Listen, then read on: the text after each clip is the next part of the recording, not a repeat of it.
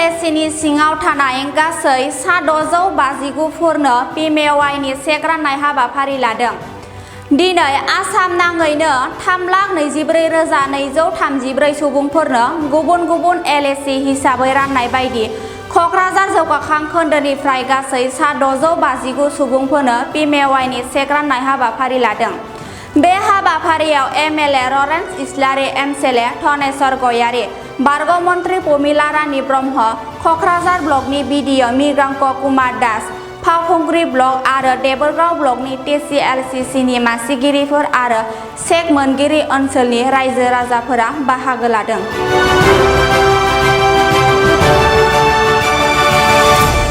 আজি 659টা আমাৰ চেংচন হৈছিলে আৰু গোটেই ষ্টেটত আপুনি দেখিছে 3,25,234 বেনিফিচিয়াৰীক চেংচন লেটাৰ দিয়া হৈছে। তো এইবোৰ বেনিফিচিয়াৰীৰ ঘৰ আগতে জিঅ' টেগ হৈ গৈছিলে, তো তাৰে ঘৰবোৰ এতিয়া আহিছে। তাৰে ফাৰ্ষ্ট কিস্তি আমি চেংচন লেটাৰ দিয়াৰ পিছত প্ৰথম কিস্তিটো সোমাই যাব আৰু অনাৰেবল এমএলএ ছাৰ আৰু শ্ৰীমতী প্ৰমিলা ৰাণী ব্ৰহ্ম ডাঙৰীয়ানী আহি কেনে আমাৰ এই অকেশ্যনটো গ্ৰেছ কৰিলে, সেইটো কাৰণে সিহঁতক ধন্যবাদ। আৰু যিমান আমাৰ এতিয়া নতুনকৈ আকৌ জিঅ' টেগ হৈ আছে, যিবোৰ অলৰেডি হৈ গৈছে, এতিয়া খালি চেকিং কৰা বাকী আছে। সেই চেকিংটো হৈ যোৱাৰ পিছত নেক্সট PWL লিষ্ট, পাৰ্মানেণ্ট ৱেটিং লিষ্ট যোনখন কয়, তাতে আৰু মানুহ সোমাই যাব। কিয় অলৰেডি আমাৰ কোকৰাঝাৰ ব্লকৰ আণ্ডাৰত অলৰেডি বহুতকেইটা VCDCত চব পাৰ্মানেণ্ট ৱেটিং লিষ্ট এক্সজষ্ট হৈ গৈছে, ঘৰ পাই গৈছে। অকল মাত্ৰ 6টা VCDC আছিলে, সেইকেইটাতো আজি আমি দিয়া হ'ল। তাৰপিছত বাকী আকৌ নতুন পাৰ্মানেণ্ট ৱেটিং লিষ্ট খন বনোৱাৰ কাৰণে অলৰেডি জিঅ' টেগিং হৈছে গোটেই 33টা VCDCতে। তো তাতেও আকৌ নতুনকৈ ঘৰ আহিব আৰু সেইটোৰ কাৰণে আমি অলৰেডি আগতীয়াকৈ এৱেৰনেছ কেম্পেইন দি কেনে সাজু হৈ থাকিব ক'ম।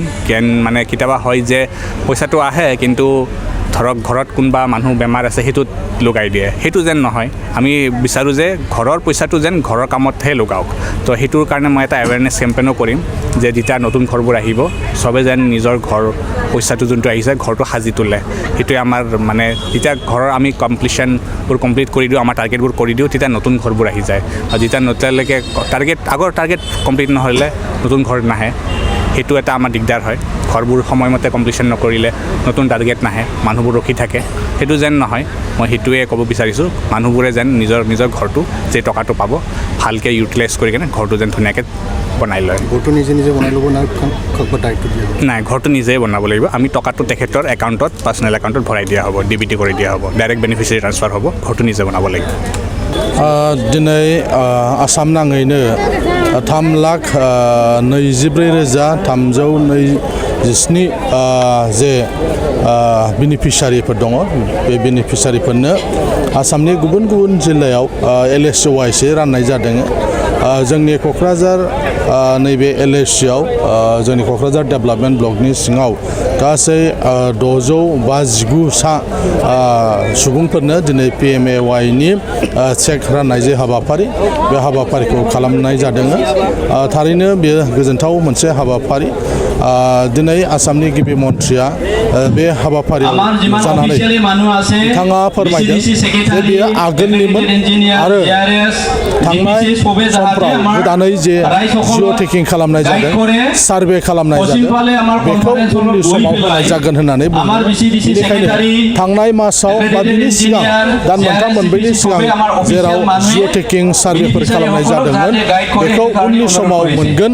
बेनिखायनो आङो नोंथांमोननि बे मिडियानि गेजेरजों फोरमायहरनो लुबैदों, जायफोर सुबुंफोरनाव थांनाय दानाव आरो बिनि सिगांनि दानफ्राव सार्भे खालामनाय जादोंमोन, जिअ' टेकिं खालामनाय जादों, बिथांमोनाबो फारि फारियै मोनफुंनो हागोन। आं बेखौ खावलायनो लुबैदों जाहाथे न' लुफुंनायाव जोंनि जायफोर ब्लक डेभेलपमेन्ट अफिसनि जायफोर मावख'गिरिफोर दङ, इन्जिनियारफोर दङ, बिथांमोना जेन' मोजाङै नायना होयो। मानोना जों नुनो मोनो गोबां जायगाफ्राव माने आद्रा जानानै थानाय न'फोरखौ सोरबाया लुफुंनो हायाखै बा सोरबाया बारायनो नागिरदोंमोन खिन्थु फैसा थोयैनि थाखाय बारायनो हायाखै। बेफोरबायदि जानायनि थाखाय न'फ्रा हाबदान जानानै थायो, जाहाथे बे रोखोमै जेन' जाया। बेनिखायनो आङो BDO आरो इन्जिनियार बिथांमोनखौ खावलायदों आंनि बिबुंथिनि गेजेरजोंबो जाहाथे बेबायदि खुनु हाबाफारिया जेन' बाहाय जाया जोंनि क'क्राझार डेभेलपमेन्ट ब्लकआव जेखौ जों मोनबाय बेखौ थाब मावफुंनानै जाहाथे गोदान आरो जोङो PMAY-नि जे न' बेखौ जाहाथे मोनफुंनो हायो बेनि थाखाय आं बिथांमोनखौ खावलायदों गोदानै जे टिपिं खालामनाय जिहेतु बियो माब्लासिमाव जागोन नैबे जोबनाय लोगो लोगो बियो जागोन जानो हागौ नेक्स्ट फाइनान्सियेल इयारनिफ्राय बियो स्टार्ट जागोन